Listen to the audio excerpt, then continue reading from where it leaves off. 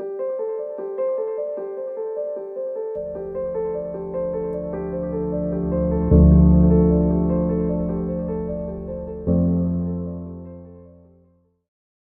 Ana y Vicente.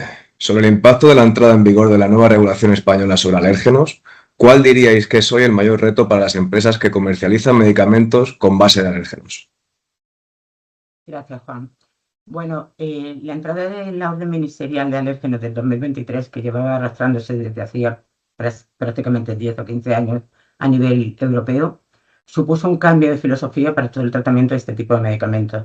Tenéis que tener en cuenta que los medicamentos que teníamos antes de tipo de alérgeno, casi todos eran de fabricación individualizada, no estaban regulados y no tenían una regulación estricta acorde a toda la regulación que tenemos en Eudravale y en la Unión Europea. Lo primero que se hizo fue clasificar los medicamentos en 3 tipos, que es lo que llamaron anexo 1, 2 y 3 de la orden ministerial. Los 3 tipos fueron medicamentos con finalidad diagnóstica in vivo, que podían ser bien los controles negativos o los controles positivos. Después, granules de alérgenos que iban a ser utilizados posteriormente para fabricar el medicamento alergénico. Y por último, los medicamentos a base de alérgenos para inmunoterapias definidas y siempre de fabricación industrial. ¿Qué pasó ante esto? Pues que medicamentos que estaban exentos de una legislación europea y que iban con una fabricación como case by case, al final se encontraron con esta regulación y hay laboratorios en los que yo he dividido y creo que la experiencia nos está enseñando eso, que teníamos 2 tipos de laboratorios. Los laboratorios que tenían otro tipo de medicamentos y tenían un conocimiento más amplio de las herramientas informáticas y del contenido técnico y del contenido clínico de un medicamento alérgeno, y sin embargo hay laboratorios que solo se dedicaban a fabricar alérgenos. Para ellos, yo creo que el primer hándicap que tuvieron es cómo montar un dossier de registro, porque claro, montar el dossier en formato STD, como habíamos decidido en la legislación, en esa legislación nacional, podía hacer que si no lo cumplían, primero se les hizo 2 partes en esta regulación, que fue comunicar todo lo que tenían en el mercado y una segunda fase de estas comunicaciones elegir cuáles iban a presentar. La orden ministerial permitió 5 periodos en los que van presentando los medicamentos. De hecho, ahora estamos en el periodo de ácaros, desde enero hasta junio, y en este periodo las compañías deben presentar un dossier con el formato Notice to Applicant. ¿Qué pasa ante esto? Pues que si los medicamentos que no cumplen son retirados del mercado, nos quedamos sin estos alérgenos. Y además, el retirar medicamentos en el mercado podía hacer que tanto alergólogos como pacientes tuvieran una incertidumbre, ¿no?, hacia sus tratamientos al ver que eran retirados de una manera expeditiva. Entonces, lo primero que hay que hacer, y 2 puntos claves para mí, son que las compañías sepan perfectamente el contenido del dossier, que luego Vicente destacará un poco cómo puede ayudar a Asfaleón a montar un dossier y hacer el publishing del FTD y todo el seguimiento. Pero para mí lo más importante ha sido, en el tiempo que estuve en la agencia y posteriormente con consultas que han hecho a Asfaleón, el desconocimiento del formato STD, el desconocimiento de la plataforma CES, el desconocimiento del Electronic Application Form, y todo esto se contaban que a la hora de montar el expediente con todo el módulo 1, los siguientes módulos, como el módulo 3, 4 y 5, eran muy complicados de desarrollar y de demostrar porque podían demostrar la efectividad a lo largo del tiempo, pero no de una manera documentada. A mí el principal inconveniente que ha habido y las primeras dudas que hubo no solo fueron los ensayos clínicos, sino los planes de investigación pediátrica. En esta parte, sabéis que desde Alfalion también podemos aportar soporte para este tipo de estudios y este tipo de solicitudes, y sí decir que lo que decidió la agencia en su día es que medicamentos que presenten con un dossier completo deben presentar un PIP o al menos la solicitud que se ha hecho del PIP a la EMA y la recepción a la EMA de este PIP y el número que le asignaban. Esto no significaba que este PIP luego fuera autorizado o que fuera incluido, pero sí que nos permitió de alguna manera que las compañías pudieran ir solicitando o bien justificar una exención. ¿Qué ha pasado en esto? Pues que se está viendo caso por caso. Y es un reto importante para las compañías y tienen que estar preparadas en este tema. Por supuesto, luego tenemos test de elegibilidad, que a lo mejor no había experiencia, los ERAs, los planes de gestión de riesgo, etc. Yo ahora sí que me gustaría pasar la voz a Vicente, que os puede contar más de qué forma el que puede ayudar a Asfalon a las compañías en este aspecto, en el montaje de las secuencias, en el envío de los expedientes, etcétera. Te doy paso, Vicente. Gracias, Ana. Muchas gracias por compartir con nosotros toda tu experiencia. Bueno, yo creo que es importante, ¿no? Primero saber dónde estamos, es decir, venimos ya de la finalización del primer periodo. Estamos ahora en la implementación del segundo periodo, que acaba en junio, donde se contempla el registro de ácaros, y el tercer periodo, que llega hasta diciembre, donde ya estaríamos hablando de polenes de gramíneas. Entonces, es muy importante, lo primero, ¿no? Una buena planificación, no apurar los plazos. Vimos, ¿no? En el primer periodo, muy cercano a Navidades, que hubo muchos rechazos de solicitudes por parte de las autoridades por muchos incumplimientos, no solamente regulatorios, sino también técnicos. Es importante destacar, ¿no? De que al final todo esto se gestiona bajo el marco de la regulación de medicamentos de uso humano y por tanto usa el formato electrónico de expedientes electrónicos de registro de medicamentos de uso humano, que es el formato ECTD. Entonces, es importante entender el formato. Es un formato técnico, es un formato que requiere compilación y no es algo que se puede hacer de la noche a la mañana. Se necesita una experiencia previa, es un formato que tiene especificaciones propias, criterios de validación y, por tanto, necesita una compilación hecha por personal técnico preparado. Entonces, esto es muy importante. Claro, aquí o bien las empresas de alérgenos tienen que adaptarse a estos nuevos requerimientos técnicos que no son específicos de ellas, porque claro, venimos hablando de un formato que aplica medicamentos de uso humano, o bien subcontratarlo, ¿no? Que muchas veces es la manera más cómoda de solucionar este problema a empresas que ya están especializadas en este formato durante mucho tiempo. Y no solamente, no cabe destacar lo que es este expediente electrónico de registro en formato electrónico, el ECTD, el Electronic Common Technical Document.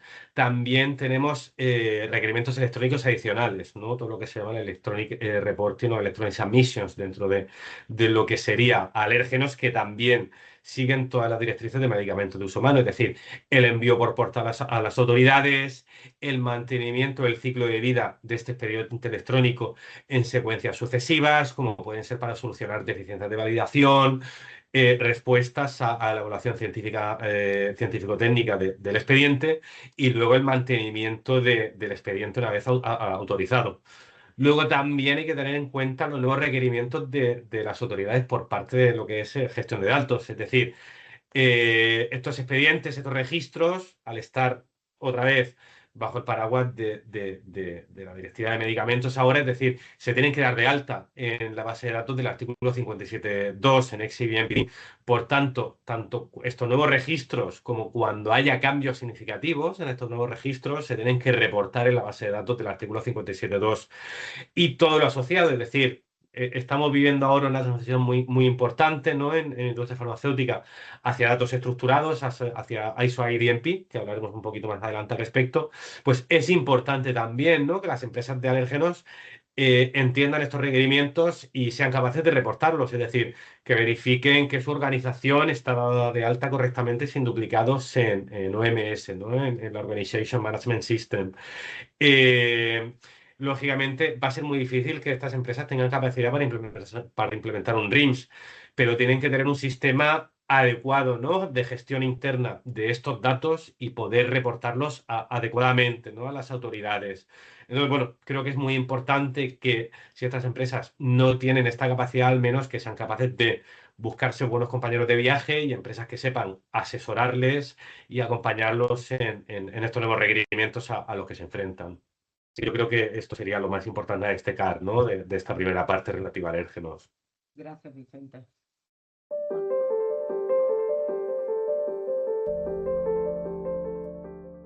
¿Podríais comentar los aspectos más problemáticos para los titulares en relación con la actual regulación y qué cambios ha supuesto para las autoridades y para los titulares la entrada en vigor de la nueva regulación?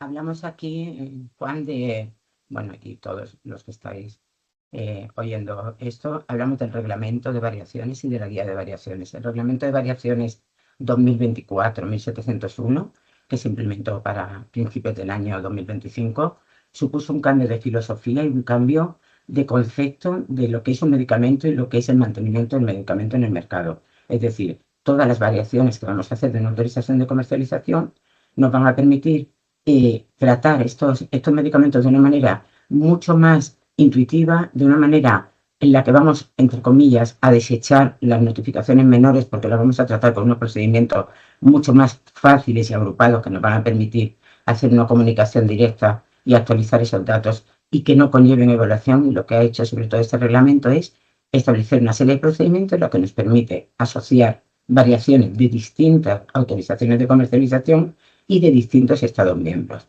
Y esto facilita muchísimo el tratamiento de estas variaciones. Para mí, el reglamento de variaciones, bueno, como ya me conocéis mucho, sabéis que del reglamento de variaciones desde el año 2008, que salió el primer reglamento que hizo un cambio espectacular en las modificaciones de la autorización, hemos venido trabajando en estos años, antes yo en la agencia y ahora aquí en Asfalén, pues asesorando en lo que me estáis consultando pues, sobre este tema.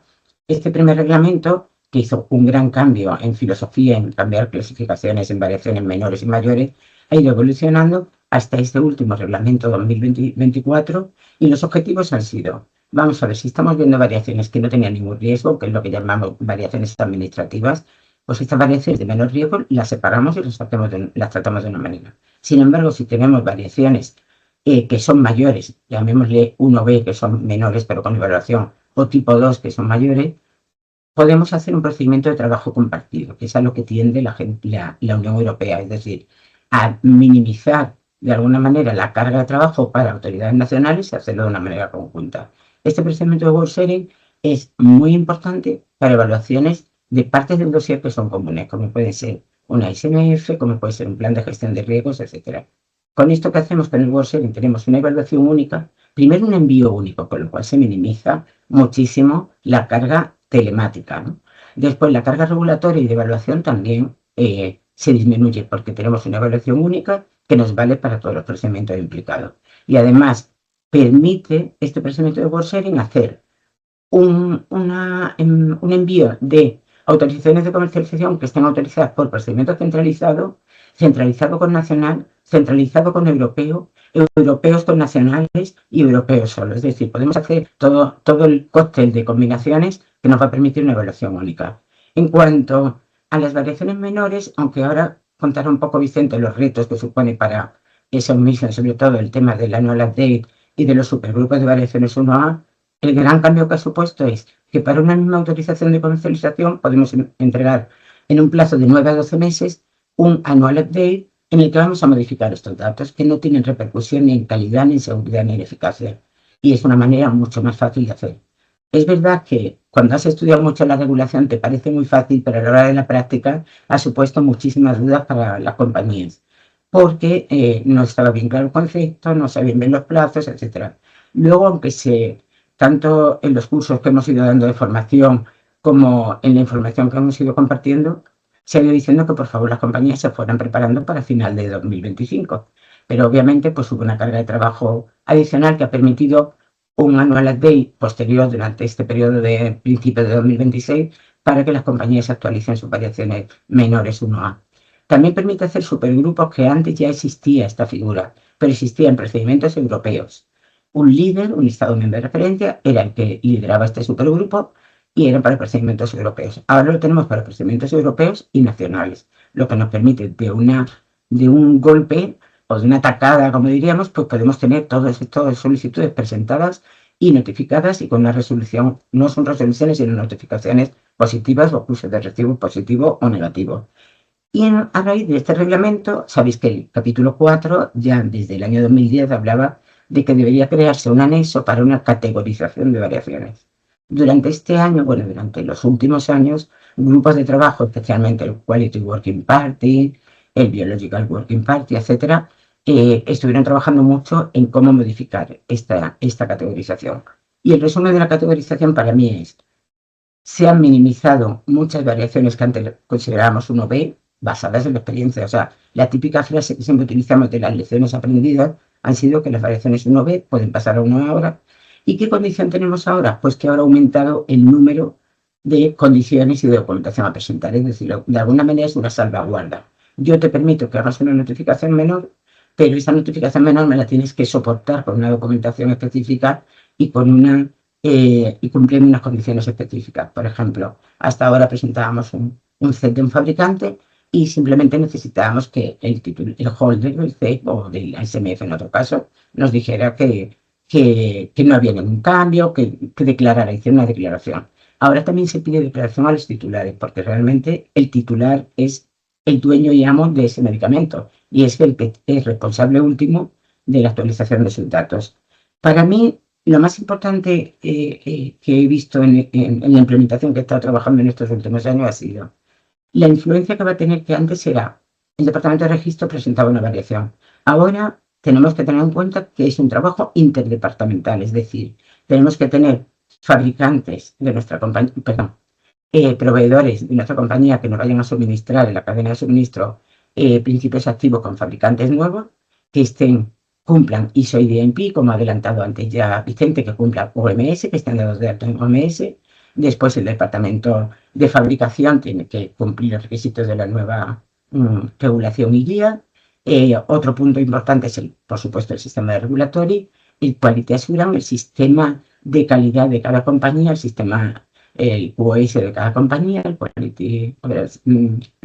el sistema de gestión de datos de su compañía de calidad, y entonces todos los departamentos van a estar muy implicados. Para mí, esto implica que dentro de las compañías hay que cambiar la manera de trabajar, es decir, todos los procedimientos de trabajo deben ser actualizados para este tipo de variaciones. Otro punto importante que indica tanto el reglamento como la guía es todas estas variaciones ya van a hablarse de ellas en un entorno digital.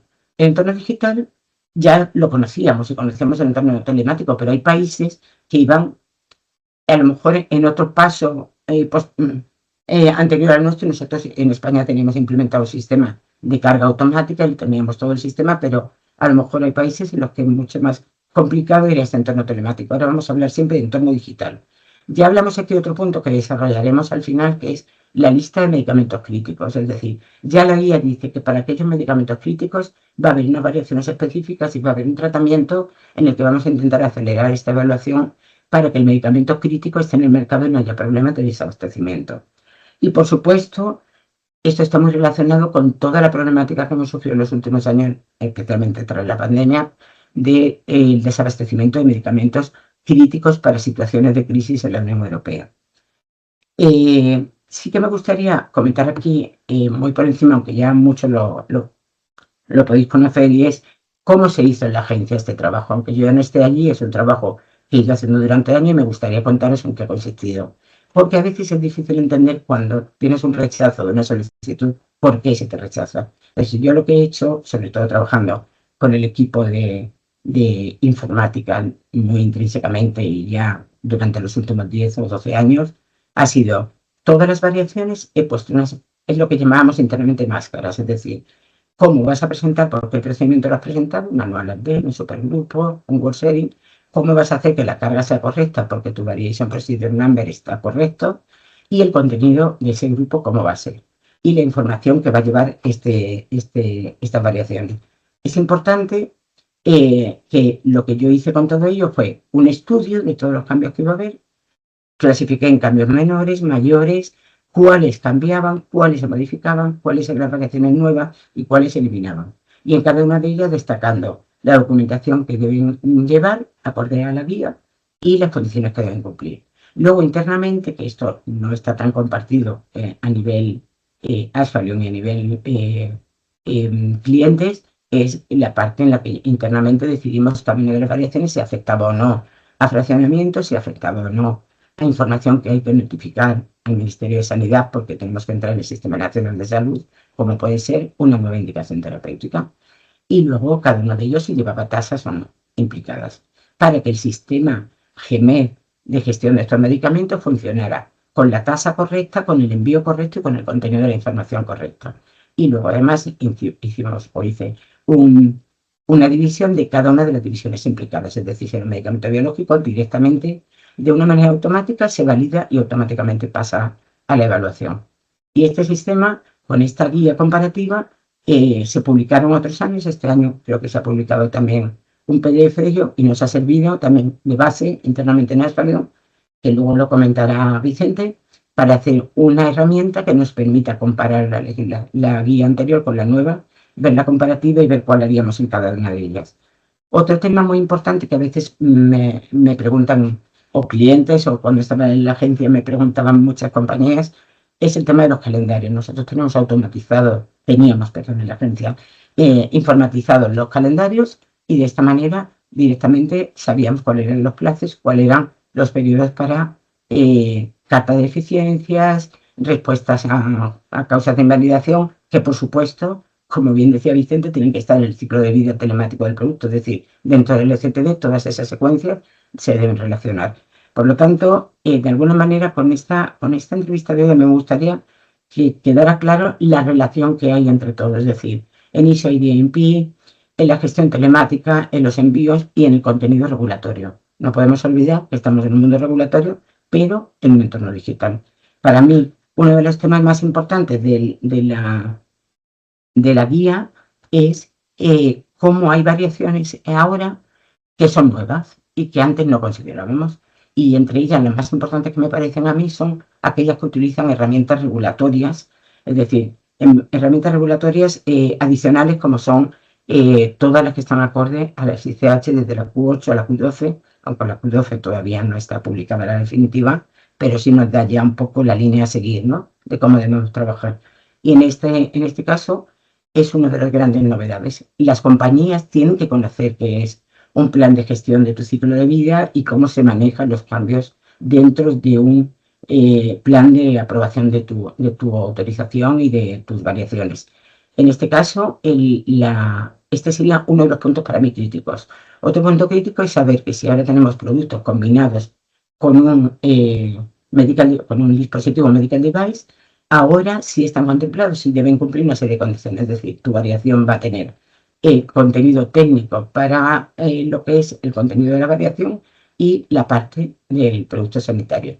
También se han estandarizado medicamentos a base de plantas, que antes los teníamos un poco difusos y ahora se han estandarizado cuáles son, y sobre todo, para mí, de lo más importante ha sido lo que ya he comentado antes de la lista de desabastecimiento de medicamentos y sobre todo con todos estos cambios que ha habido ahora, cómo trabajar a nivel corporativo, es decir, cómo toda la compañía debe estar preparada para estos cambios y cómo pueden hacer estos envíos de las secuencias, cómo deben hacer esta utilización de esta comparativa de variaciones que tenemos para ver qué teníamos antes, qué tenemos ahora y cómo ha cambiado.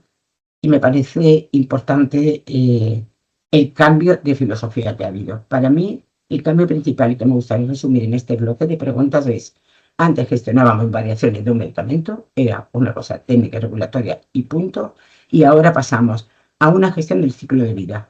Esto tenemos que tener en cuenta que nuestro ciclo de vida de nuestro medicamento es el que va a condicionar cómo queremos actualizarlo y cómo queremos tenerlo en base a toda la nueva legislación y todo lo que nos rige a nivel Unión Europea. Y por mí ahora pasaría a Vicente porque me gustaría que él contara un poco los puntos más problemáticos que ha encontrado como esa misión y el equipo que lidera y cómo se han implementado todos estos cambios y cómo se puede ayudar a las compañías, es decir, qué podemos hacer con este tipo de variaciones y qué problemáticas podemos ayudar. Para mí, un poco resumiendo lo que acabo de decir, el problema es saber bien cómo hacer el envío, en qué formato, el contenido y sobre todo conocer la nueva terminología de las ICH, que es lo que os he dicho antes, del protocolo de gestión de cambio post-autorización y el protocolo de gestión del ciclo de vida del medicamento. Y por último, y no quiero hablar más para no hacer muy larga esta pregunta, este bloque, sí que me gustaría hablar de la importancia que ha tenido, hablando de las lecciones aprendidas, el tema de vacunas. Es decir, nosotros cuando teníamos la anterior guía, se hizo una modificación provisional en el año 2022, quiero recordar, para introducir las cepas de la vacuna del COVID, y ahora lo que se ha decidido en Europa, con mucha lógica y mucho sentido común, es vamos a extender esto no solo al COVID, sino a vacunas de la gripe y otras vacunas. Y vamos a hacer que sean variaciones de la autorización para que tengan una autorización rápida. Y así tenemos este cambio de la cepa introducido en distintos tipos de vacunas. Y con esto ligamos de nuevo con lo que decíamos antes, para evitar desabastecimiento y temas de autorizaciones condicionales o que pueden traer otro tipo de problemas. Y ahora sí que doy paso a Vicente. Genial, Ana, muchísimas gracias.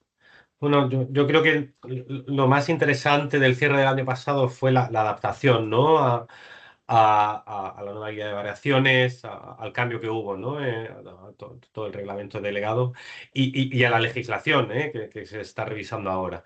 Entonces, yo creo, yo destacaría principalmente dos partes muy importantes. Yo creo que desde un punto de vista de gestión, de organización de calendario, la gestión de los annual updates fue un reto, sobre todo, ¿no? Por intentar aglutinarlo todo en un espacio muy corto de tiempo, ¿no? Que fue básicamente el mes de diciembre antes de Navidad, que fue un poco cuando casi todas las empresas querían mandar el annual update antes de irse de vacaciones de Navidades. Esto, para los que también trabajamos con otras áreas regulatorias, no es algo nuevo. Porque, por ejemplo, la FDA, ¿no? La Agencia Americana del Medicamento, lleva trabajando muchos años, ¿no? Ya con el formato Annual Report, donde todas las notificaciones, además, se tienen que presentar de manera agrupada y de manera obligatoria, pero sí que va sincronizado, ¿no? Con la fecha de autorización del medicamento, lo que permite también a las autoridades recibir de una manera escalonada todos estos annual reports a lo largo del año. Sí que fue un reto, yo creo que no solamente para nosotros como consultoras, sino también para la industria y las propias autoridades, el recibir todo este volumen de información en un espacio muy corto de tiempo. Incluso el portal, ¿no? de envíos a las autoridades daba de unos cuantos problemas y sufrió algunas caídas, ¿no? En este espacio de tiempo. Entonces, bueno, es muy importante, ¿no? La gestión adecuada del calendario y la planificación para evitar, como siempre, hacer las cosas a última hora y no tener capacidad de reacción. No solamente ante a lo mejor una invalidación técnica o regulatoria o tener que volver a aportar algún documento que esté incorrecto o volver a cumplimentar la Electronic Application Form porque tenga algún error, sino también para ser capaces de reaccionar ante algún percance informático, ya sea por nuestro lado o por parte de las autoridades. Entonces, esto es muy importante. Y luego, por otro lado, yo creo que también hubo muchísimo trabajo de estrategia regulatoria, ¿no? Donde nosotros dimos apoyo a los clientes para evaluar estos cambios, porque en muchos casos era una disminución de la importancia de la categorización de esta variación.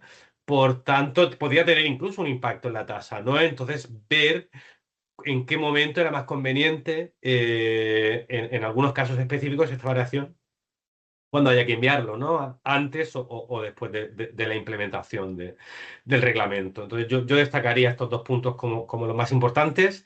Seguimos teniendo un gran reto por delante con la actualización de la legislación de medicamentos que tenemos ahora, con toda la actualización de las guías ICH que tú ya has mencionado, Ana, ¿no? Es decir, la gestión de calidad, la actualización de algunas ICHs, cómo nos podemos ir adaptando como empresa. Entonces es muy importante. Y nosotros ofrecemos cualquier tipo de servicio, ¿no? Desde una subcontratación integral que va desde todo el soporte integral de Lifecycle Management, es decir, redacción, actualización de documentos, principalmente no regulatorios y CMC, conjuntamente con una estrategia regulatoria donde recomendamos, ayudamos a tipificar la variación, ayudamos incluso a evaluar si nos podemos ya acoger a nuevas ICHs y cómo utilizarlas a favor del titular. Y finalmente también, ¿no? Lo que es la compilación y el envío de estas secuencias de mantenimiento del ciclo de vida del medicamento a las autoridades, ¿no? Por parte además de equipos técnicos especializados y que ya son capaces de trabajar de una manera muy eficiente y optimizada, ¿no? Porque ya internamente estamos desarrollando herramientas que nos permiten generar automatizaciones y mejoras de los servicios que damos. Yo, por ejemplo, cabría destacar la herramienta FAMAPER, que se ha desarrollado en Asphalion, ¿no? Entre el equipo de Lifecycle Management, Ana Viñas y el equipo informático, que está disponible, lo podéis consultar en nuestra web de manera además gratuita, donde podéis ver qué tipificación tiene esta variación con el reglamento antiguo y cuál sería el equivalente con el nuevo reglamento, ¿no? Que yo creo también es una herramienta muy buena y muy útil para todos los trabajos de los departamentos regulatorios. Así que yo creo que este sería un poco el resumen de lo que fue el cierre del año anterior, que de lo que fue un reto y muy intenso y de todo lo que tenemos por delante. Gracias, Vicente. Me voy a permitir hacer un pequeño paréntesis porque me ha gustado eso que has dicho de la obligatoriedad de este tipo de notificaciones en la FDA como de una manera obligatoria y anual.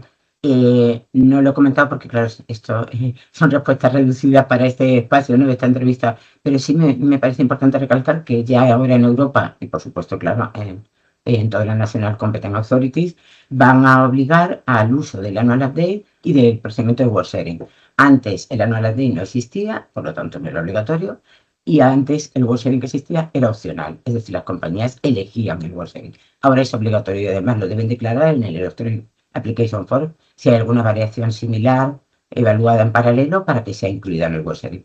Es importante porque así vamos todos un poco en la misma línea, ¿no? Y recalcar, como ha dicho Vicente, pues la aplicación de Alpha Mapper, que es gratuita, y la podéis encontrar fácilmente y ver la comparativa entre las anteriores y la de ahora. Y además podéis ver el número total de variaciones que hay, las que se han modificado, las que son nuevas y las que se han añadido algún término nuevo.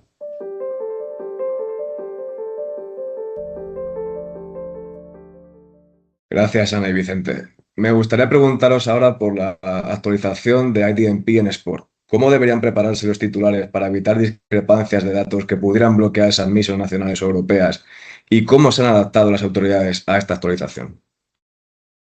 Bueno, yo vuelvo a hacer un poco la memoria histórica, ¿no? La introducción, aunque en esto es mucho más experto Vicente que yo, y muchas cosas de las que he aprendido las he aprendido con él y con su equipo, pero sí que es verdad que la implementación del reglamento de la Comisión para la implementación de las ISO y DLP, ¿qué finalidad tenía? Que este reglamento ya tenía unos años, lo que pasa es que es verdad que en los últimos años, acorde al roadmap de Submission y de la EMA, hemos ido implementando, ¿no? Una de las cosas fundamentales que queríamos hacer que se quería hacer con este reglamento era tener definiciones estandarizadas y estructuradas y tener una posibilidad de tener datos, o sea, el dato común que llamamos, ¿no? El dato al final es el dato que vamos a combinar y vamos a utilizar entre distintas autoridades y distintos solicitantes.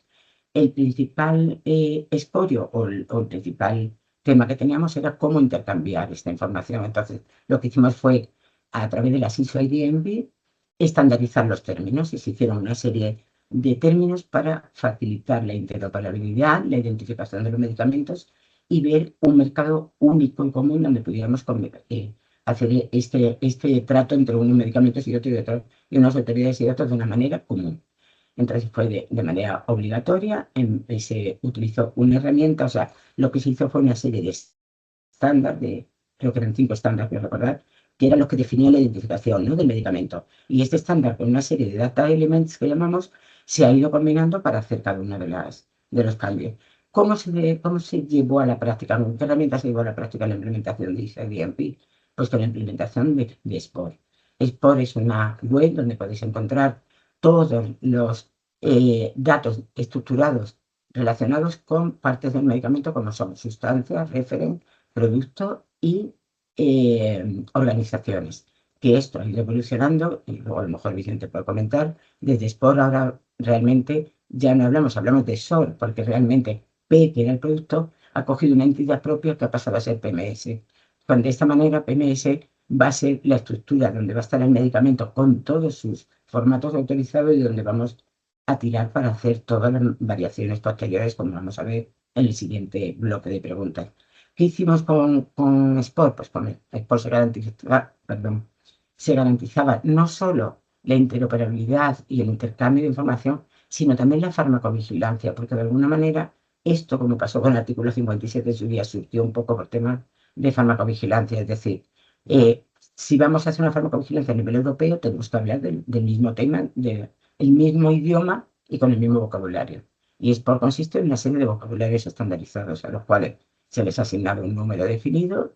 Obviamente, los referees, pues muchos se han derivado de los estándar terms de DQM, otros se han derivado de las monografías de farmacopea, etcétera, y términos como muy estandarizados.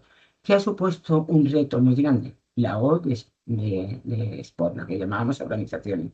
Lo vamos a detallar ahora, pero fue importante porque teníamos todas las autoridades unas bases de datos de organizaciones totalmente diferentes. ¿Qué hemos hecho ahora? Estandarizar las autoridades. Un número, un log ID y un log ID donde va a estar esa organización con esa localización, que incluso puede tener varias localizaciones, pero tú tienes tu organización que vas a dar de alta. Con lo cual, cuando hablemos luego del Web-Based Form, vamos a ver cómo, cuando hablamos de organizaciones, tiramos de esos datos estructurados que tenemos en un desplegable que vamos a poder utilizar. Para mí esto es una de las mayores ventajas y mayores retos que hemos tenido, pero que ha supuesto un cambio de filosofía y de tratos de buenos datos, porque es verdad que tenemos muchos datos, es verdad que, por ejemplo, en la agencia teníamos la base de datos RAIFAR, luego GME, de donde extraíamos datos, pero no siempre era fácil. Y muchos los teníamos con algunas diferencias entre ellos. Entonces, con Sport y con la O de Sport hemos estandarizado. ¿Qué veo yo aquí importante de Sport? Pues que fue obligatorio y me parece que fue uno de los puntos críticos, porque siempre que hacemos algo que es un poco voluntario, tenemos ese decalaje, ¿no?, entre algunas compañías y otras. Y al ser obligatorio, pues las compañías actuaron acorde a este tema. No hablo ahora en Sport, como he dicho, de la P, porque lo va a desarrollar luego, lo vamos a desarrollar luego Vicente y yo, pero me parece importante, ¿no?, incluirlo. Y así, a mí sí me gustaría ahora, terminando, pasar a Vicente y preguntarle un poco qué ha supuesto para ellos, o en el equipo de Submission dentro de Asphalt, qué ha supuesto la transformación digital de estos datos y qué ha supuesto la necesidad de hacer un alta de estas 4 siglas en nuestra base de datos de la EMA y cómo se han ido dando de alta y cómo ha colaborado Asphalt en este trabajo. Me pasa, Vicente. Gracias. Gracias, Ana. Pues no, la verdad es que 4 letras lo que ha podido significar para toda la industria farmacéutica, ¿no? La implementación de IDMP y de los dominios, ¿no?, de Sport. La S, la P, la O y la R, es decir, hablamos de Substances, Products, Organizations y Referentials. Lo que tú comentabas, Ana, ¿no? Es decir, empezamos con la gestión de organizaciones, que ya fue un reto muy grande y ya llevamos bastantes años con esto funcionando, ¿no? Sobre todo con procedimientos centralizados, donde ya hay una base de datos, donde tenemos las organizaciones, todos los stakeholders, no solamente los solicitantes, sino también tenemos otras figuras importantes, como pueden ser sponsors, como pueden ser autoridades, como pueden ser CROs, como nosotros. Es decir, donde ya realmente empieza a ser importante, ¿no?, la uniformidad del dato y de la información, es decir, que tu organización conste adecuadamente en la base de datos y solamente una vez, ¿no? Y además vaya asociada, que ha sido también otra de las grandes transformaciones, ¿no?, de la industria, el pasar del documento estructurado al dato estructurado, del documento regulatorio, perdón, al dato estructurado, es que esta información también vaya vinculada a identificadores, ¿no? Como en la base de datos de la O, donde tú tienes una vinculación con un identificador de tu organización y con otro identificador de tu localización. Entonces, esto es fundamental y muy importante. Hay otros dominios cuyo scope, cuyo ámbito de aplicación sí que es importante para los titulares, pero el margen de acción es mucho menor o la interacción con estos dominios es mucho menos habitual, como puede ser, ¿no?, la base de datos de Substances o de Referentials, donde son las autoridades principalmente quienes mantienen estas bases de datos. O hay alguna pequeña interacción o notificación, ¿no?, con alguna change request a las autoridades, pero es importante la aplicación de esto.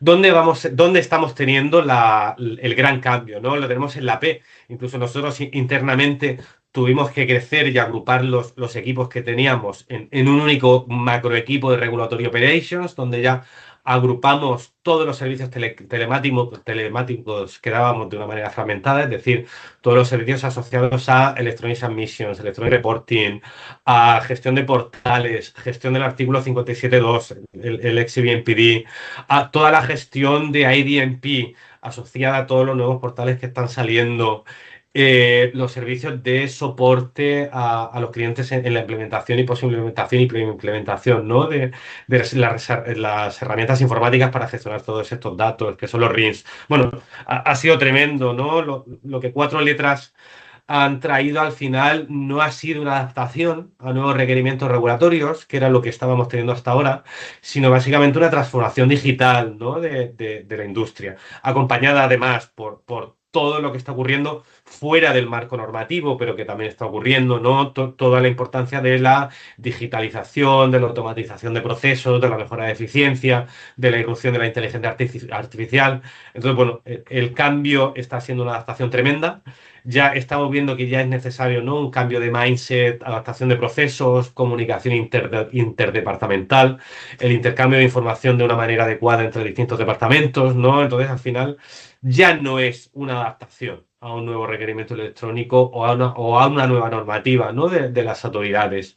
Por demás, recordemos que IDMP es un estándar internacional. El artículo 57.2, la XBMPD, sí que es un marco de aplicación únicamente europeo, pero IDMP, el ámbito de aplicación es global. Sabemos que otras autoridades también están en vías de implementación, como puede ser FDA, la americana, Swissmedic, la suiza, Japón, y casi todo el entorno ICH está en vías de implementación de IDMP de alguna u otra manera. Entonces, bueno, es fundamental esta transformación digital, y yo creo que la industria es una transformación que está costando mucho trabajo, está costando mucho esfuerzo, y nosotros, ¿no?, también estamos acompañando a los clientes en estos distintos pasos, pero yo creo que también es importante verla como una oportunidad, ¿no? Al final nos va a obligar a adaptar procesos donde vamos a mejorar nuestra eficiencia operativa.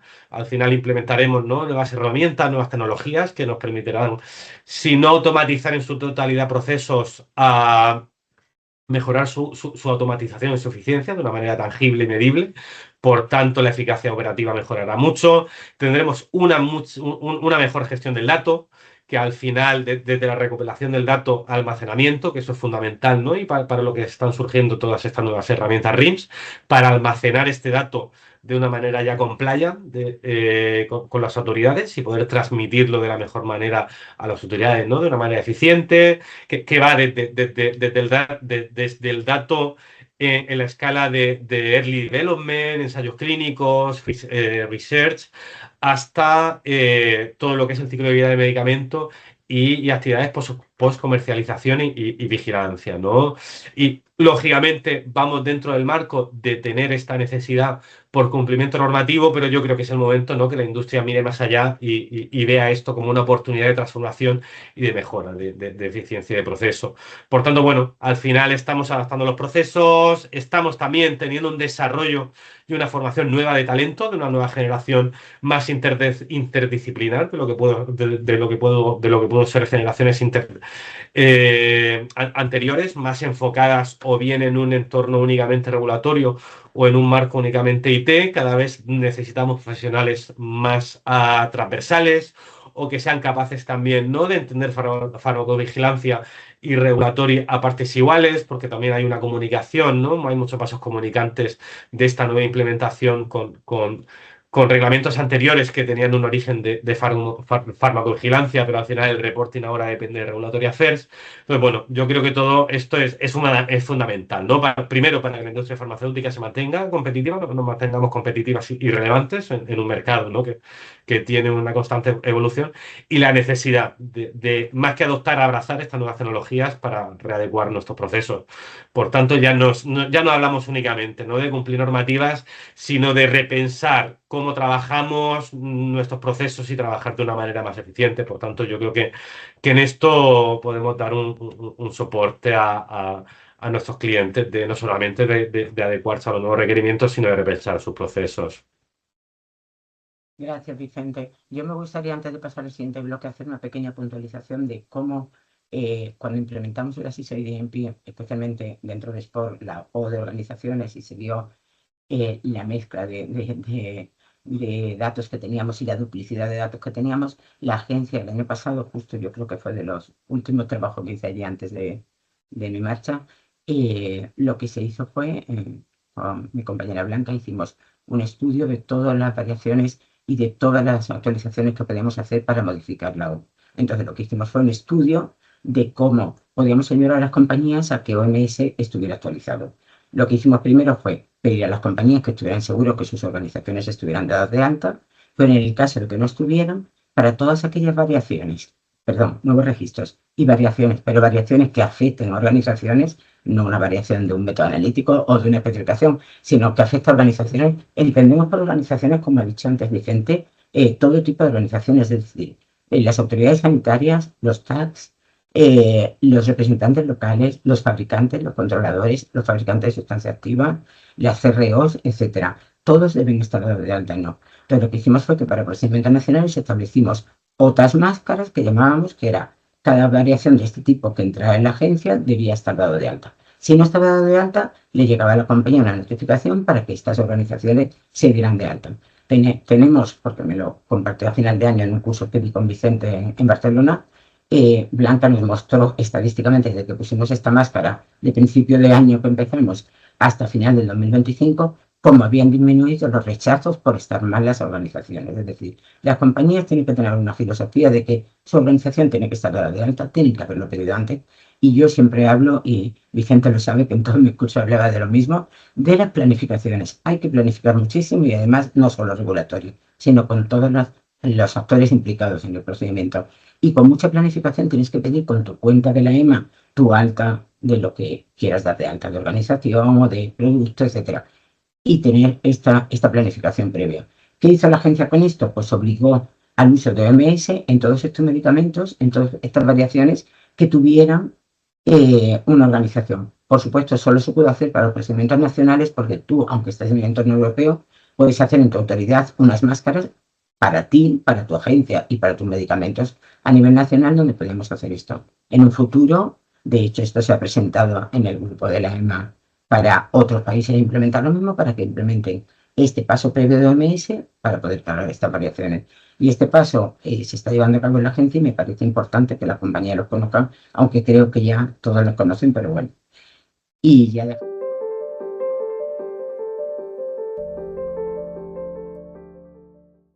Bueno, este tema que supuso un cambio de filosofía muy grande para la extracción de datos diferente a como teníamos hasta ahora el EAF con el XML, de una manera diferente, surgió porque cuando se creó este portal, lo que hizo es, vamos a cumplir todas las necesidades en que todos los medicamentos vamos a hacer variaciones. Bueno, de hecho, esto también llevamos años hablando de ello, porque esto empezó llamándose DADI, que era una aplicación digital para un tratamiento de los datos, luego pasó a llamarse PLM, que era el management del ciclo de vida del producto, ¿no?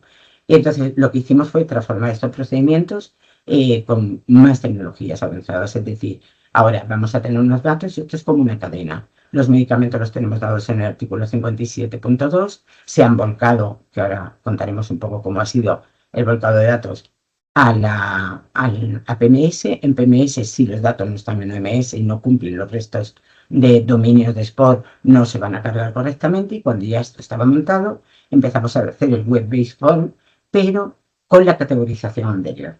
Y se empezó a hacer obligatorio para centralizados y altamente recomendable para el resto de procedimientos europeos. ¿Qué pasó después? Pues que vino el reglamento y la guía de variaciones. Pero es un poco lo que contábamos antes de toda la relación que hay entre todos los proyectos que se están llevando a cabo en Europa. Llegó la nueva guía de variaciones y ahora tenemos un web-based form con la categorización de las nuevas variaciones. Regulatoriamente ha supuesto un trabajo grande, porque PMS debe estar y PMS de la EMA tiene que estar lo mejor posible y lo más enriquecido posible y con datos correctos. ¿Cuál es el problema, sobre todo tecnológico? Porque hay datos que ahora en temas de variaciones no se cargan bien, porque no aparece el medicamento en PMS, porque el medicamento no está autorizado, es un procedimiento europeo, pero no está autorizado en España. Entonces se han puesto unas máscaras para que se puedan cargar. Y este portal lo que ha hecho ha sido toda esta digitalización, utilizarla por lo que llamamos ahora, yo lo nombro, porque no soy informática, como sabéis, pero bueno, llevo tanto hablando de ello, con los estándares de interoperabilidad FHIR XML. Es decir, vamos a tener una diferencia entre el anterior Application for, que teníamos en PDF, que se derivaba de un XML, y ahora vamos a pasar a un FHIR que de alguna manera mucho más rápido el intercambio de información sanitaria, podemos decir, o de temas de salud o regulatorios, van a realizarse. ¿Qué ha pasado con este FHIR? Cuando se vuelca, se transforma, o sea, se cambia luego a un PDF, y este PDF es el que deben incluir las compañías en el módulo 1. De momento, se dijo altamente recomendable que para el segundo semestre de este año iba a ser también para los europeos. Todavía no hay nada oficial en el roadmap y supongo que habrá un desplazamiento y un decalaje de los plazos, ¿no? Pero sí me gustaría contar de los 3 bloques que tenemos en este portal, en esta plataforma. Vamos a tener 3 bloques importantes. Uno es el Web-Based Form, que es el Application Form con la nueva categorización de variaciones, con todos los datos que vamos a tener. Y por otro lado, vamos a tener la plataforma o la pestaña, vamos a llamar dentro de este portal, del EPI, que es la información electrónica del producto, es decir, toda la información que tenemos en ficha técnica y prospecto se ha volcado a un sistema electrónico. Este tema ha estado con unos lotes pilotos y se han dado de alta. Tenemos algunos medicamentos ya dados de alta en EPI, por si queréis verlo, de los pilotos, pero sí que es verdad que está todavía evolucionando mucho porque ha habido también mucha reticencia para implementarlo de esta forma. En un futuro se utilizará porque serán datos que vienen también del FHIR, del XML, de los datos que vienen, por ejemplo, del liberador de lotes se van a volcar y estarán acorde a OMS, es decir, todo va a estar muy ligado. Y el otro bloque que quedaba de las tres pestañas, era PMS, que como hemos dicho antes, por su propia enjundia o su propia peso específico, pues lo tenemos un poco aparte.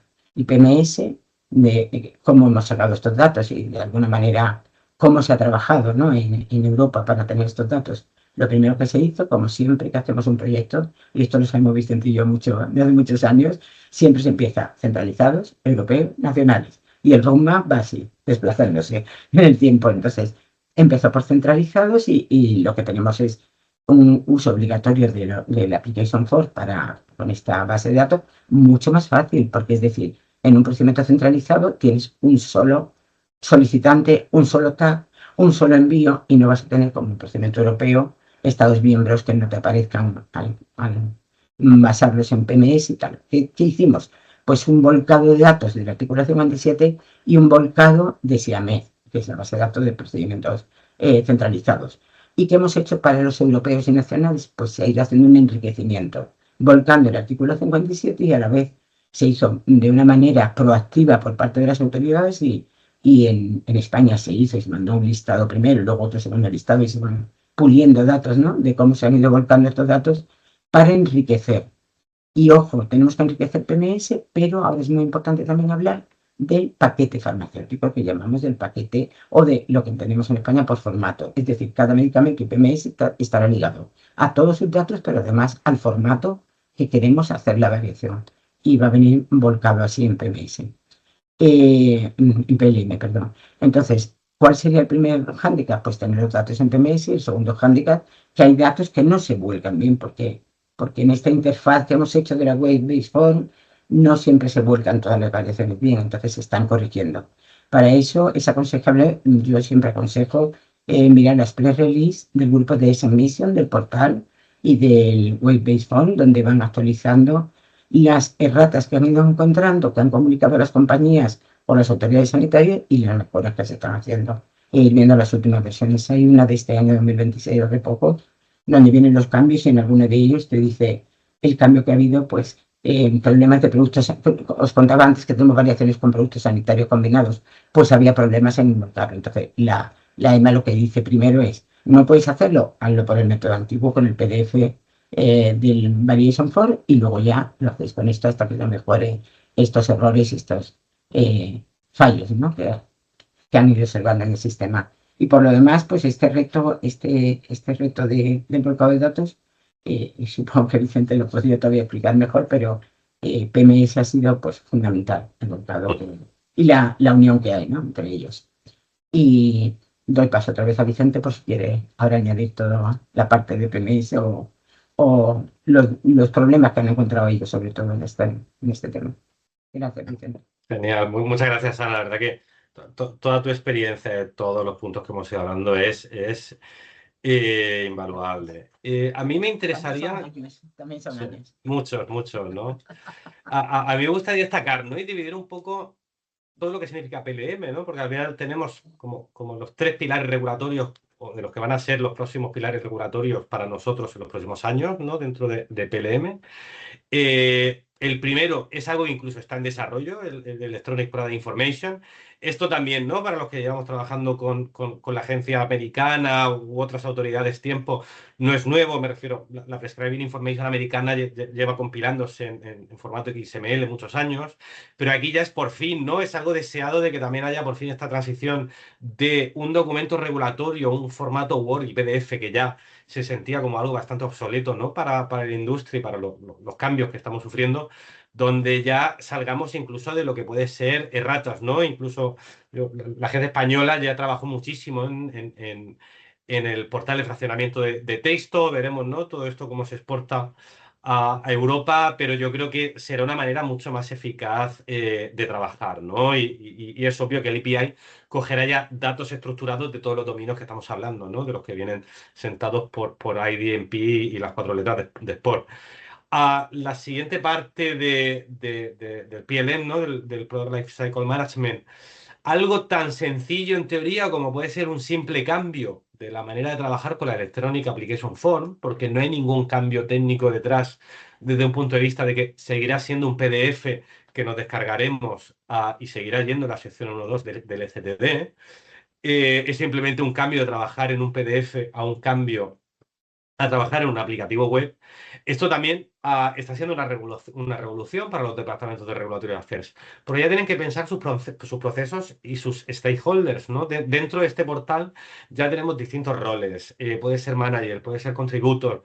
Entonces ya tenemos que definir cómo o una central, un headquarter, interacciona con sus filiales y qué roles da a sus profesionales o cómo una empresa interacciona con sus CROs, ¿no? Y los roles que aportan. Entonces, nosotros podemos dar servicios de todo tipo, incluso acompañar, ¿no? En la formación de esta nueva gestión. Pero yo creo que aquí el gran disruptor es PMS, ¿no?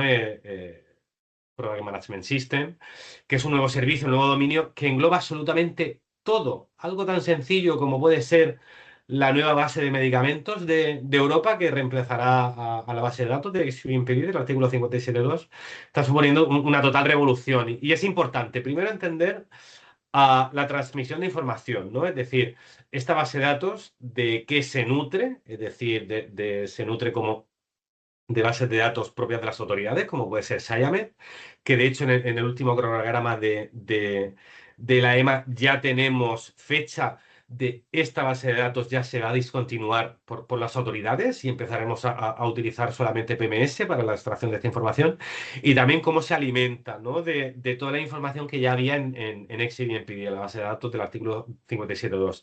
Y cómo además toda esta información de PMS también va a nutrir al portal ISMP, que creo que lo hablaremos en el siguiente bloque, ¿no? Para trabajar todo el tema de gestión de desabastecimientos con el último reglamento, ¿no? Relativo a gestión de suministros de la Comisión Europea. Cómo va a nutrir a otros portales como puede ser RPM. Es decir, ya no es solamente un portal, sino la intercomunicación, la intercambiabilidad del dato entre unos distintos departamentos, incluso un poco el efecto mariposa dentro de lo que es la gestión del dato y el trabajo regulatorio. Es decir, que un dato esté mal puesto en el artículo 57.2, a lo mejor por un departamento de farmacovigilancia hace un mes, puede hacer que luego una persona de registros un mes después tenga problemas en el desplegable de este aplicativo web de la Electronic Application Form para que salga su producto correctamente listado en PMS. Entonces, esto es fundamental. Y luego el bajarlo a las empresas, porque qué es lo que ha ocurrido? Que tú lo comentabas también, Ana, con la O, no solamente por las empresas, sino las autoridades. Es decir, la puesta a punto de todo esto ha supuesto una auditoría de facto de todos los datos que tenían la industria, de todos sus Excels, de todos sus procesos, del uniformizar de alguna manera la gestión de este dato y tenerlo en una única plataforma o herramienta o sistema de almacenamiento, y cómo reportarlo a las autoridades.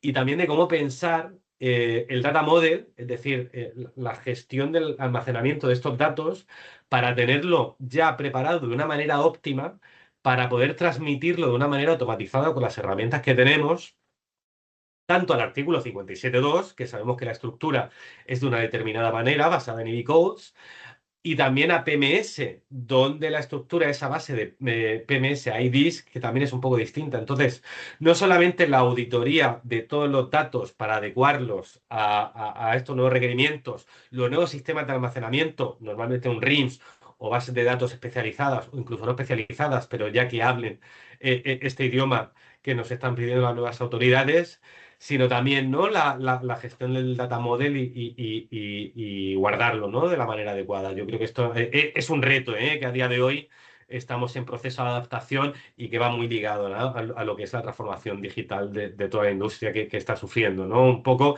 ha sido revisar básicamente cómo lo teníamos todo para estar preparados para enviarlo de manera adecuada. Es decir, llevamos ya con PMS funcional, al menos en modo lectura, casi 2 años. Entonces, también ha habido tiempo por parte de la industria para ir revisando cómo están sus datos en la base de datos ya disponibles de las autoridades, las nuevas, y cómo las teníamos nosotros o cómo las tenemos almacenadas para estar ya preparados para transmitirles cuando empiece el go live de estos nuevos requerimientos. Por tanto, tenemos por delante, desde luego, un reto muy importante. Pues muchísimas gracias, Vicente. Ha sido tan conciso y tan claro que yo creo que esto debería servir a muchas compañías para ver lo que ha supuesto esta transformación digital, ¿no? Y la importancia del dato, que es el resumen que siempre intentamos transmitir en nuestros cursos, ¿no? A mí esto me parece muy importante y sobre todo incidir en que el tema de PMS no es una cosa, una figura inamovible, es decir, cada vez que hagamos variaciones de nuestras autorizaciones de comercialización, se modificará el artículo 57, se modificará PMS. No es un ser que no viva, es un ser vivo que hay que ir alimentando y actualizando para tener los datos actualizados, para tener todos los formatos actualizados y los datos con todo lo que contiene, porque hay datos de PMS que están definidos en las guías y que podéis encontrar en los puestos de balance y en las guías, que van a volcarse directamente en la plataforma de desabastecimiento que he nombrado y que ahora vamos a hablar de ella. Entonces, esto me parece importantísimo y sobre todo la formación. Y creo que desde Asfalon se puede ofrecer mucha formación o individualizar a compañías o de una manera general en este tema para preparar a las compañías para estos cambios. Eso yo creo que ha dado el clavo, Ana, porque, claro, parece ser que adecuar el dato y prepararlo, cuando lo conseguimos ya hemos terminado lo que tenemos que hacer, y al contrario, es cuando empieza todo, es decir, porque el mantenimiento de la calidad del dato, no solamente, ¿no?, en los portales de las autoridades, sino también en nuestros sistemas internos de almacenamiento y en ir adaptándonos, ¿no?, a los nuevos requerimientos de electronic reporting de las autoridades, esto es más fundamental incluso que la adaptación en sí, porque ya es un cambio en la manera de trabajar. Y también no hay muchos retos, no solamente desde un punto de vista tecnológico, sino también personales, ¿no?, de adaptación a nuevas tecnologías, de desarrollar nuevos conocimientos, de vencer una resistencia al cambio, ¿no?, por parte de departamentos, de trabajar en una mayor comunicación interdepartamental. Por tanto, yo creo que ahí has dado en el clavo, Ana. Y es fundamental, ¿eh? Precisamente cuando nos adaptamos, no es cuando hemos conseguido hacerlo, sino cuando empezamos a trabajar con nuestros nuevos parámetros, que yo creo que es lo fundamental aquí a destacar.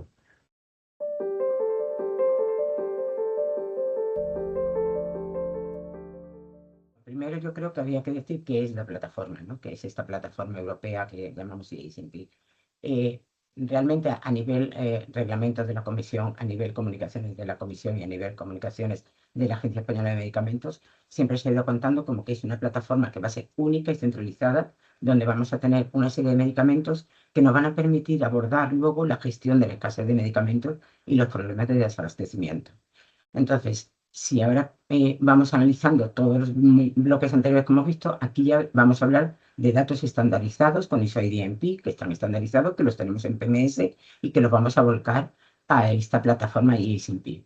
En esta plataforma vamos a tener de alguna manera una manera de controlar las situaciones de crisis sanitaria en la Unión Europea, que ya os comentaba antes en el reglamento de variación. Es decir, como veis, esto es una charla, una entrevista, vamos a llamar una charla entre amigos, yo creo, de mucho tiempo, de lo que ha supuesto todos estos cambios y cada uno cómo se ha ido reflejando. Desde el reglamento de variaciones ya hablamos de desabastecimiento y ahora hablamos aquí también de la plataforma. Esta plataforma que está centralizada, que es de la EMA y que lleva una serie de lista de medicamentos críticos que tenemos que tener actualizados en nuestros datos. Es decir, al decir la palabra crítico, es crítico para la salud, pero crítico para las compañías, porque son los más críticos para tener actualizados y dados de alta en PMS correctamente.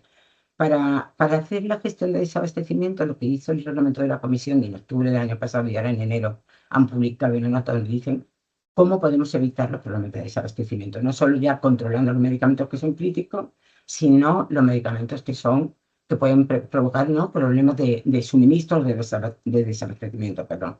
Entonces, el impacto de ISMP en la gestión de medicamentos va a ser, los TAC van a deber notificar en esta plataforma todos los medicamentos que son críticos, teniendo en cuenta, aquí ha habido un concepto que a veces habéis preguntado de o han preguntado los solicitantes la diferencia entre medicamentos esenciales, críticos y estratégicos, y me gustaría hacer una pequeña introducción, y ya se está alargando mucho esto, pero me gustaría porque creo que es crítica.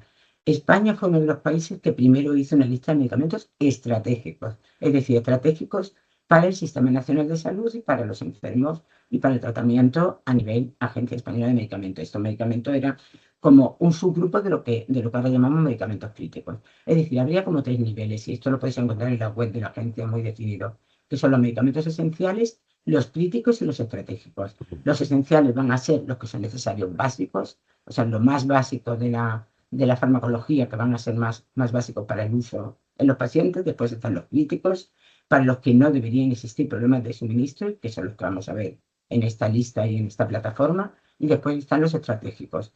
Sí que es, para parte de la división de clínica, que lo preparó en su día con el resto de personas implicadas de la agencia, pues fue un gran avance hacer la lista de medicamentos estratégicos un año antes de que se publicara la lista de medicamentos críticos, y que ha servido de fuente de datos para la lista de medicamentos críticos. Habrá medicamentos que sean estratégicos para unos países y para otros no, pero los críticos van a ser lo mismo a nivel de la Agencia Europea.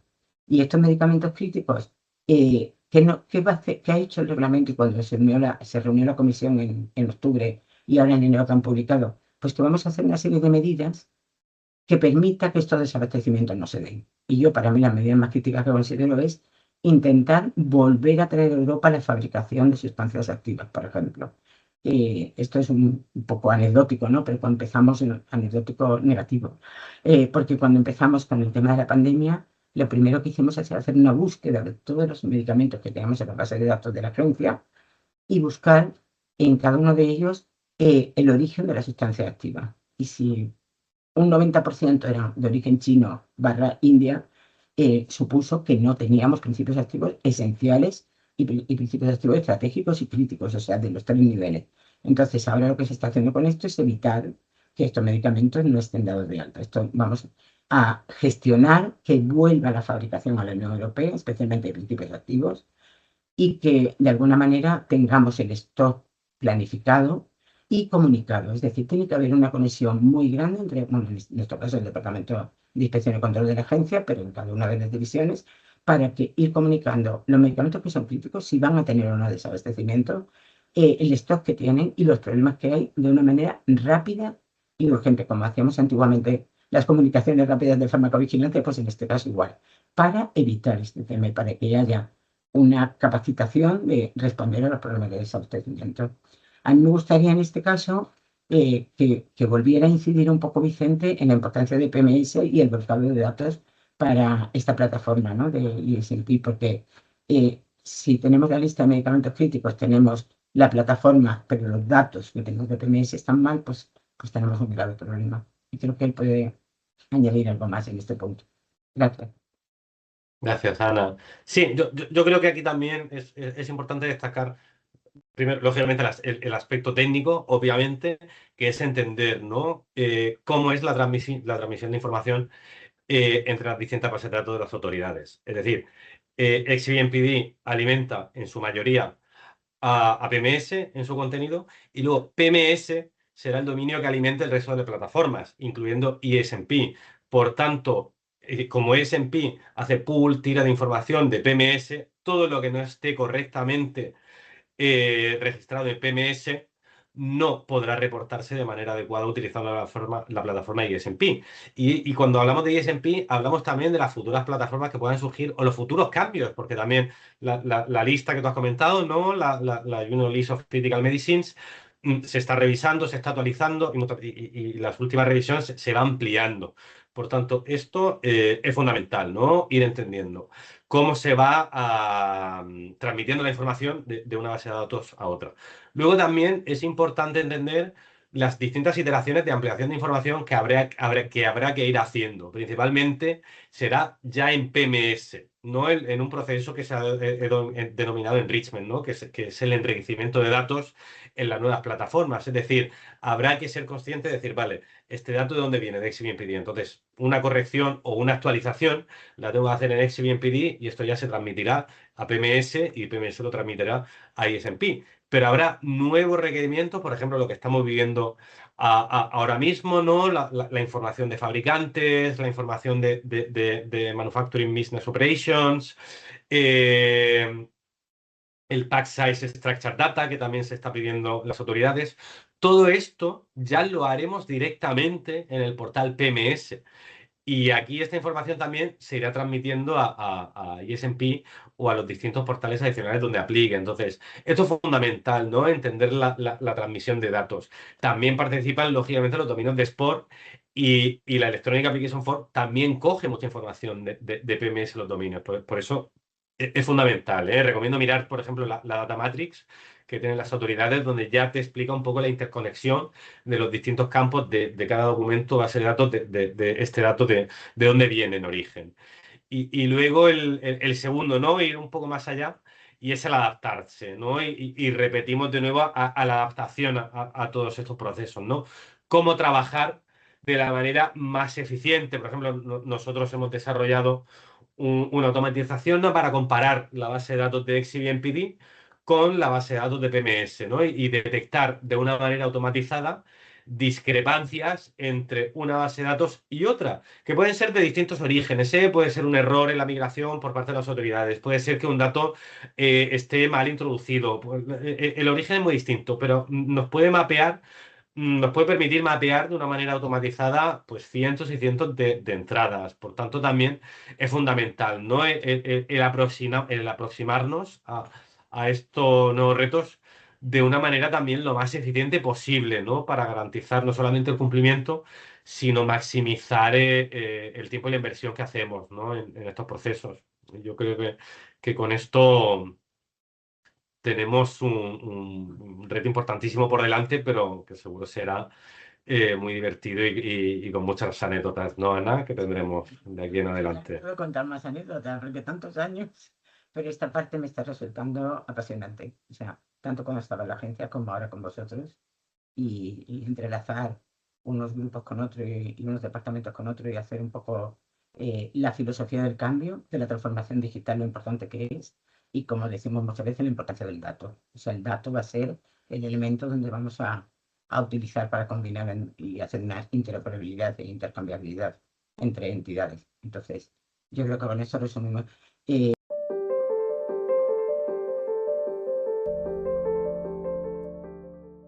Bueno, pues esto me costó un poco a mí hacer el resumen por mi parte, porque tenía muchas cosas que consideraba críticas, pero creo que las hemos dicho hasta ahora. Hemos dicho mucho el trabajo en equipo, los distintos departamentos, la intercambiabilidad. Pero hay tres bloques que van a influir también bastante en todos los cambios que vienen de aquí al 2026-27 y en adelante. Entonces, yo quiero recalcar la importancia del el reglamento de variaciones que he comentado antes. Es como la primera parte del cambio que ha habido a nivel europeo de las variaciones, pero hay una estrategia farmacéutica del paquete farmacéutico que hemos estado estos últimos años viendo los cambios, que finalmente ya se ha hecho público por parte de la Comisión, la parte del nuevo reglamento de la nueva directiva, que en su futuro modificará otra vez el reglamento de variaciones, pero me parecen críticos para entender cuáles son los puntos críticos que podemos definir nosotros desde el trabajo que ahora estamos haciendo y desde la experiencia que tenemos Vicente y yo en este tema. Y yo he hecho dos bloques, que es el manejo de los desabastecimientos y la inteligencia artificial, porque la ha nombrado antes por encima Vicente, pero me parece importante para este tipo de trabajo. Entonces, en el manejo de desabastecimientos, si lo dividimos un poco con los datos de los medicamentos que queremos que sean críticos, cómo vamos a trabajar con la plataforma, cómo vamos a trabajar con PMS, pues es muy importante tener unos datos estructurados y buenos para poder hacer un intercambio, para que en el momento en que haya un desabastecimiento o una crisis sanitaria en la Unión Europea podamos estar preparados. Y ya hace poco, en una de las declaraciones que fue pública del director general de Medicine for Europe, él comentaba, y está publicado, y lo copio tal cual porque me parece importante, es que será imperativo, ¿no?, hacer unas reformas en toda la estructura y en todas las compañías para fomentar la investigación, para fomentar el desarrollo y la fabricación en la región, entendiendo por región la Unión Europea, para evitar esta dependencia que tenemos de Japón, India, China, incluso en algunos casos de Estados Unidos, como proveedores de materias primas o de algunos de los componentes que necesitamos en la fabricación del medicamento.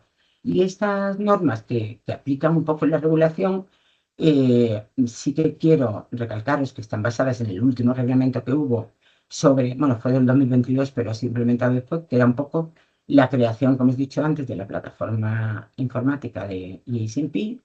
Y además, en base a todo esto, a esta regulación y a lo que han creado las agencias, las autoridades nacionales, las autoridades barra titulares, porque también los solicitantes y los titulares y las personas que puedan actuar en nombre de la compañía deben gestionar el envío de esta documentación, incluyendo todos los pack size en PMS para que estén en EASMP.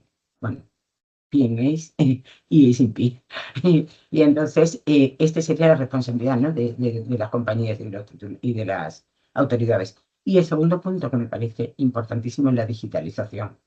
Yo no he nombrado hasta ahora prácticamente nada de la inteligencia artificial, pero todos sabemos que está aquí, que viene y que nos puede ser útil sabiendo manejarla bien para manejar los cambios que vienen o que están viniendo ya.